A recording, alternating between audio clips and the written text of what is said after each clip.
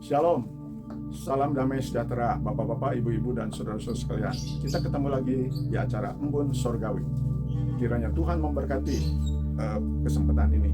Sebelum melanjutkan membaca Alkitab dengan judul Yang Tuhan Sukai, kita akan berdoa dulu.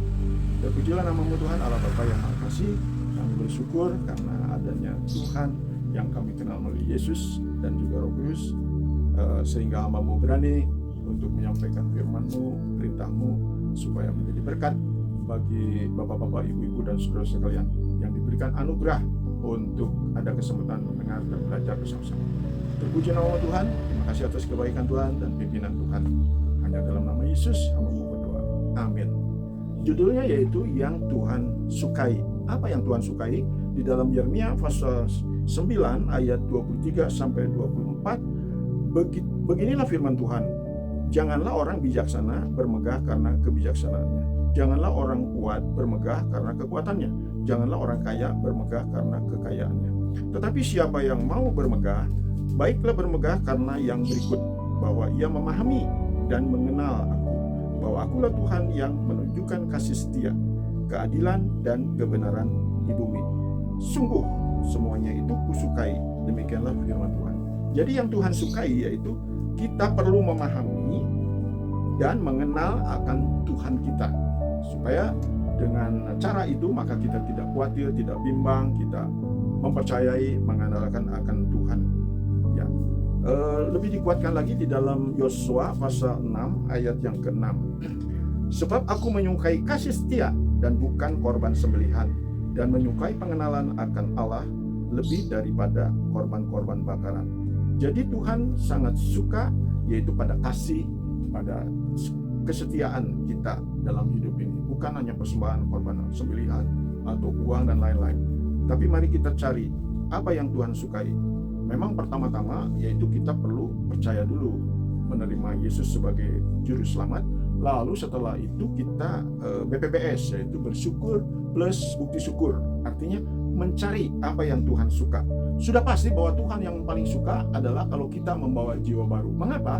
Karena Bapa dan malaikat bersorak kalau satu jiwa diselamatkan. Puji Tuhan, anugerah Tuhan, hari Selasa yang lalu saya berkunjung pakai rental. Walaupun 20 rumah, hanya 6 rumah yang bisa ketemu, tetapi ada 3 jiwa baru diselamatkan. Satu di TKI 5, yang kedua yaitu di Koko Permai, dan yang ketiga di Jalan Ancol Timur. 3 ibu percaya Yesus.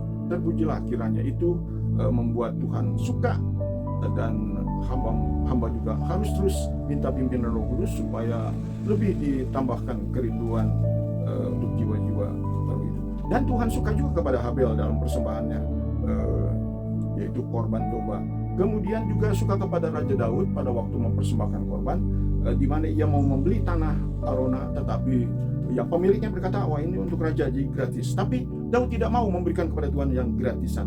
Kemudian saya juga ingat akan Sakius. Pasti Tuhan suka, karena pada waktu dia sudah tobat dan percaya, maka ia mengembalikan setengah miliknya dan juga 4 kali lipat yang diperasnya. Lalu Maria Magdalena juga yang disembuhkan dari 7 roh jahat. Kemudian dia mencuci kaki Yesus. Tuhan senang, oleh karena ia berkata, mana murid-muridku? Tidak ada yang seperti Maria Magdalena yang mencuci. Bahkan ia memberikan minyak narwastu yang hidupnya sebetulnya bergantung pada minyak itu. Itu sebabnya murid-muridnya sangat ngomel. Kalau ini dijual mahal dan bisa diberikan kepada yang miskin. Tapi jangan lupa, jangan kata-kata orang atau dipuji orang. Lebih baik apa yang menyenangkan hati Tuhan, dan yang menyenangkan hati Tuhan mempersembahkan minyak narwastu. Kemudian juga Yesus prihatin, seperti menegur kita juga semua, bahwa mana tidak ada seperti perwira Romawi yang imannya luar biasa, karena ia menghayati artinya hamba. Dia punya atasan sehingga ia taat kepada atasan. Demikian juga perwira Romawi ini menganggap bahwa Yesus adalah atasan, sehingga ia berkata satu kata saja dari ucapan Yesus, maka hamba yang saya miliki akan sembuh. Nah itulah. Yang terakhir saya akan membacakan bangga juga pada wanita-wanita yang tadinya wanita susila dalam Lukas pasal 8, Lukas pasal yang ke-8 ayat 1-3. Ini sebagai bagian yang terakhir, Lukas pasal 8.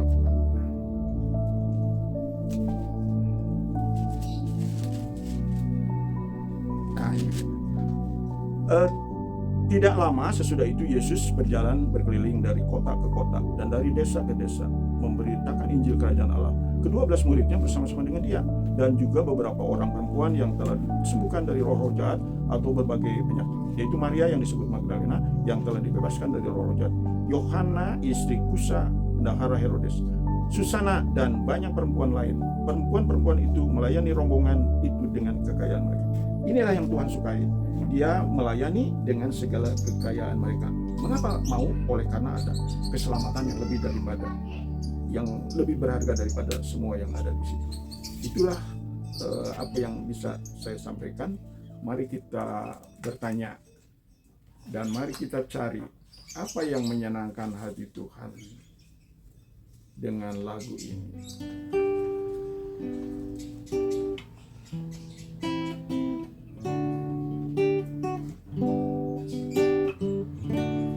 Menyenangkanmu, senangkanmu, hanya itu kerinduanku.